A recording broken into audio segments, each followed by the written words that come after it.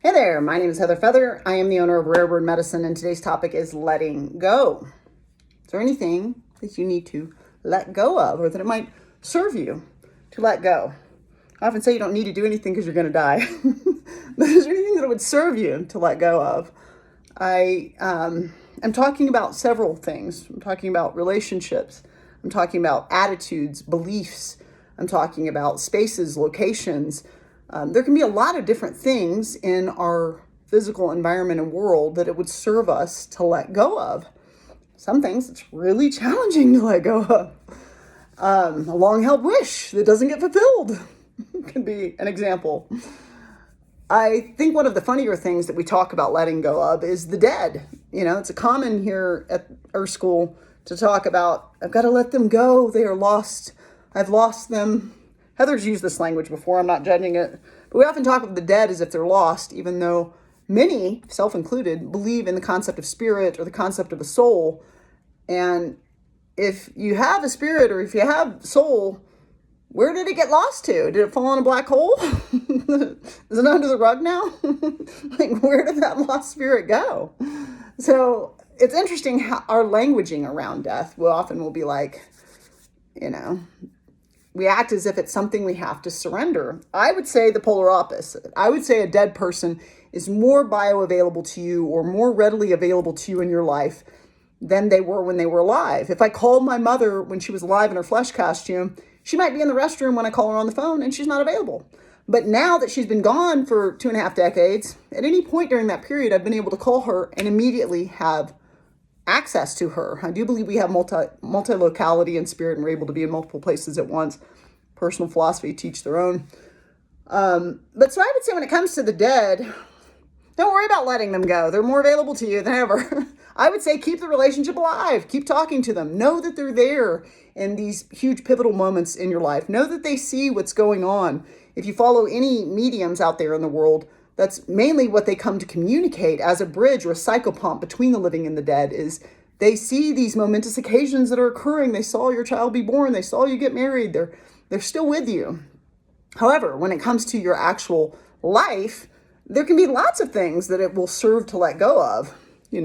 I've had some relationship experiences since I moved to New Mexico. What a tongue twister. And several of those experiences I've had to let go of because there was a box that was not getting checked, which is a core value box for me, which is loyalty and monogamy. Now that means different things to different people, but to me, being monogamous and being loyal means that all of your sexual energy and your sexual attention and focus are shared with one being. So for me, that can even mean there are certain names that I only share with a beloved. There are certain behaviors that I only share with a beloved. And so that's what that means to me. Now that can mean, obviously, other things to other people, I've learned. And that's okay too. It's important to kind of define terms. Friendship can mean different things to different people. What does friendship mean to you? Friendship means to me honoring the sovereignty and the freedom of another being, but when they're in your presence, when they are available to you, that you are unconditionally loving them without judgment. And when they are not available to you because you want them to live their highest, best life in every moment of now, even if that includes not contacting you or not hanging out with you, then you are also unconditionally loving them. Because friendship to me is unconditional love and witnessing, whether someone is present or not in your life. Many people, that's not the definition of friendship. The definition of friendship is you showed up to my thing or you called me or and I have too many places I want to put if I were to be calling all my friends all the time, I would never get anything. I definitely wouldn't make a college. I wouldn't be reading books either, you know what I mean? So that's not what I'm looking for in friendship. So it can help sometimes before we know if we want to surrender or let go of something to know if our terms even match to begin with. Sometimes it helps us to surrender or let go of a location. I can be a bit of a creature of habit. I like to go to the same spots. I tend to want to eat the same things. I tend to want to drink the same things. I don't mind eating leftovers, And as a creature of habit, it sometimes serves me to let go of doing the same thing ad nauseum and to place myself in new environments, place myself around new people, place myself into new potentialities because what I've been doing is stagnating. So Are there any places you're going that they've kind of stagnated, and it might serve you to let go and show up in a new space in a new way? I just had an amazing phone call from my ex's new girlfriend, and she's this beautiful woman that I've met a couple of times going to the post office box because he's my neighbor and they now live next door to me. And she was bold enough and brave enough to have a conversation with me about the challenges and letting go, having someone's ex right next door. It's like, fair, sister, I feel you. There was a gentleman I was dating, and he had a very beautiful ex that lived in a little house behind his, and it was uncomfortable for me, I noticed. So I was like, wow, this is a difficult space for me to surrender, because you're literally hanging out like your ex is in your backyard all the time, hanging out with you. Very interesting situation. How attached am I? It was a fun lesson to learn during that period. But so it's interesting. I kept trying to make this video, and she gave me a call and asked if I would be willing to let go of photos I have of him in my Instagram and in my Facebook. And I just let her know, like, for me, Instagram and Facebook, they are a digital diary for me. So if I have Alzheimer's and I have a two-legged around me that loves me, they can go through images and maybe help me to remember. Be like, remember this? Remember this is when you're in New Mexico. Look, do you remember this person? And so for me, it's a digital diary. And so I let her know I'm not ready to let that go or surrender that, because it is a recording of the history of my life. I've been living for 49 years, and that's a part of my life. However, I'm more than willing to, and have surrendered and let go of the idea of having a friendship with my ex, because he's now dating this new lady. And so I was able to let her know, like, he and I aren't hanging out as friends. He does watch my cat sometimes, but I literally have seen him twice. Once it was with you, and once just at the mailbox briefly. And that's all the interaction we've had since we broke up, because I surrender he and I having a friendship, because y'all are in a union and a partnership, and it's weird to have me live next door. And so I let that go, and I honor y'all's union, and I pray for y'all all the time. I think you're an adorable couple. I'm glad you found each other, And so it can be challenging. Sometimes we're in circumstances, like she's in a space where it's hard to let go of his past because it's right there in her face. But I let her know, take my number, call me anytime. I'm happy to let you know that, like, there will never be anything between us again, and I'm super happy y'all are together. So I'm happy to serve where I can to aid another to let go, because I've had my own challenges with letting go. Is there any relationship in your life, in the river of your life, perhaps somebody you're dating now, that you find is not checking your core values, is toxic in some way to you on a physical, mental, emotional, or spiritual level, that it might serve you to let go? I got to tell you, you'll find if you haven't spent a lot of time alone, that initially it may be difficult, but most people find after spending a certain amount of time alone, they go, oh yeah, I love me. I'm having the most fun by myself. What a grand time I'm having. I love me. I mean, some people are just innately more social creatures. I tend to just enjoy isolating. But, if we let go of that which doesn't serve, it can open up a vacuum for that which does serve to come in. And so there are places I've noticed where I have my attention that it doesn't serve me to continue to have them, because it's creating a lack of a vacuum. The universe loves to fill a vacuum, I say. The universe loves to fill a vacuum. And in order for it to fill a vacuum, we must first give it a vacuum. And in order to give it a vacuum, we have to let go of something so that something new can come in, something new can drop into that vacuum. And so there are a lot of things I've been doing. I've been marinating the past couple weeks, couple months on how I'm going to do them differently. Places I'm going that I might not go anymore. I might go some new places. Things that I've been doing or putting my attention on, I might not put them on that anymore. I might put them on this over here. I've been studying A Course in Miracles, and I love A Course in Miracles. I've studied it for 2 decades. But when I was hiking with my friend Kristen the other day, I was talking to her about, practicing unconditional love means that some of your more intimate relationships might become more brotherly, and some of your more acquaintance type relationships might become more intimate. Because in order to practice unconditional love, you don't practice special love. You treat everyone in a more equanimous way. And she was saying to me, like, Heather, maybe you don't need to study the Course anymore.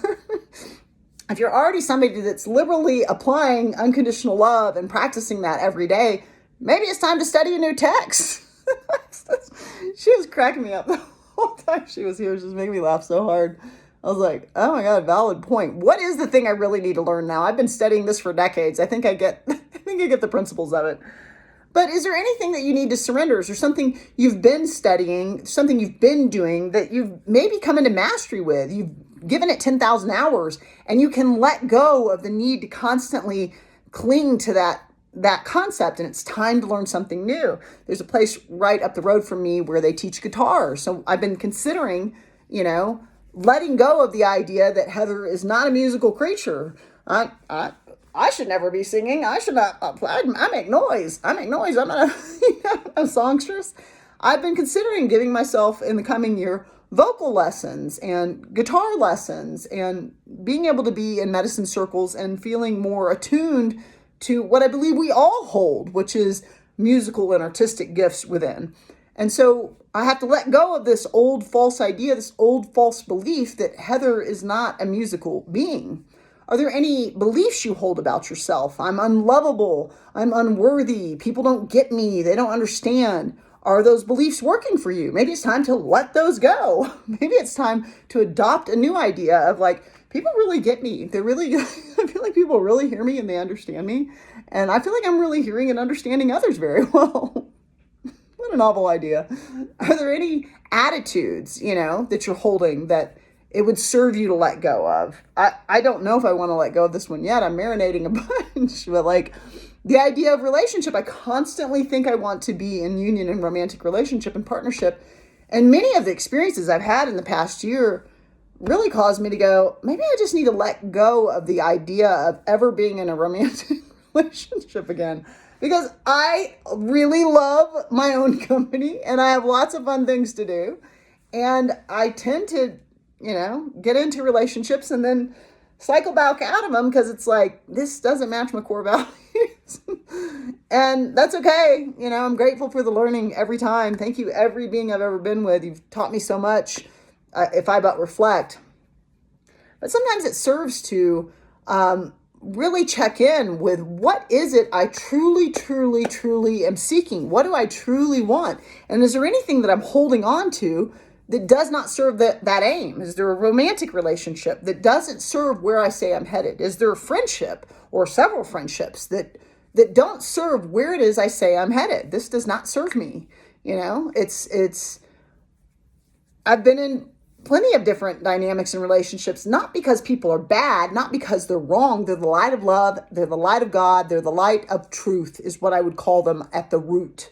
But many are in a deluded state in which they forget themselves. Forgive them, Father. They know not what they do is a saying, for example. So are there any people in the river of your life that it might serve you to create greater space, to give yourself a grace and be like, I need to let this go. I'm going to focus on myself. I'm going to focus on creating new situations, new environments. Is there a job you're in that you don't like, that you're miserable, that you go to every day? Is it time to let that go and consider doing something else? Maybe you've been doing office jobs forever and you can't stand it anymore and you're tired of being on the phone. Maybe it's time to become a landscaper or get that job at a nursery and start working with plants or go work at a bakery if you've always wanted to learn to bake. It's like, is there any change you'd like to make to the people, places, things, behaviors, beliefs, that it's time to surrender something that you have been doing in order to create an opening and a vacuum and a space in which you can receive what it is you do actually want to be doing? Heather's evaluating now very deeply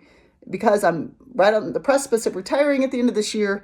I'm evaluating, how do I want to spend my time? Am I doing the work I want to do? Is this how, it's like, I'm really am I going to travel in the coming year? Am I going to start traveling now? I'm really starting to write out my life. But as I'm writing it, it's like, what is it I have my attention on that is wasting my time? Because it's not giving me what I seek. It's not allowing my energy to bloom forth into some beautiful thing. Sometimes we have our attention in a place and the universe is basically giving us a constant no, and we're going, but maybe it's a yes. Maybe in this light it's a yes. And maybe it serves to just go, okay, no, fair enough. No is an okay answer. It's appropriate from you, it's appropriate from the universe, and it's appropriate from anyone in your life. It's okay to say no, because every no has on the other side of that coin a yes that's waiting to meet you. You can always subscribe to Rare Word Medicine on YouTube, like and comment there. I always love your thoughts. I'm Moon.